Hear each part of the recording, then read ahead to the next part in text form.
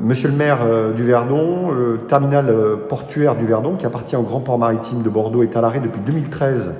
Le Grand Port Maritime de Bordeaux est aujourd'hui en train d'élaborer son plan stratégique pour la période 2021-2025. Qu'est-ce que vous attendez de ce nouveau plan stratégique pour ce terminal qui se trouve sur votre commune? Oui, Jacques Vidalin, donc maire du Verdon. À cette question, je vais y répondre très simplement.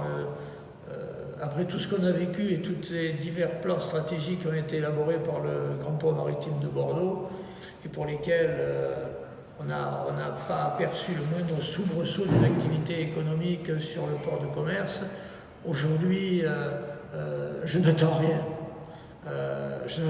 Alors effectivement, il y a un nouveau plan stratégique qui est en cours d'élaboration au niveau du Grand Port Maritime de Bordeaux.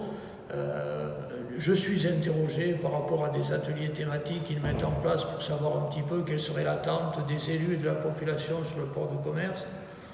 Bon, c'est un peu malvenu puisque dans le même temps, on a sur le Grand Port, sur le site portuaire du Verdon, des 600-700 mètres de locomotives et de ferraille qui viennent se stocker sur notre village, alors que par ailleurs le Grand Port prévoit des chantiers de 9 millions d'euros pour l'amélioration de l'aire de stockage des containers sur Bassens.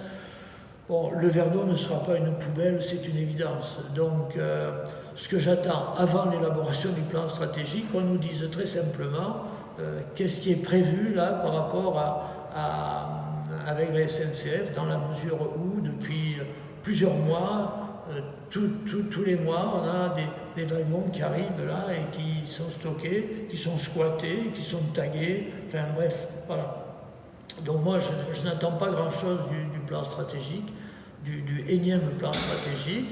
Ce qu'il y a, c'est que j'ai effectivement des contacts fréquents avec le Grand Port Maritime de Bordeaux, en particulier avec le président du directoire, qui m'a promis que rien ne se ferait au Verdon sans votre accord, c'est-à-dire sans l'accord du maire.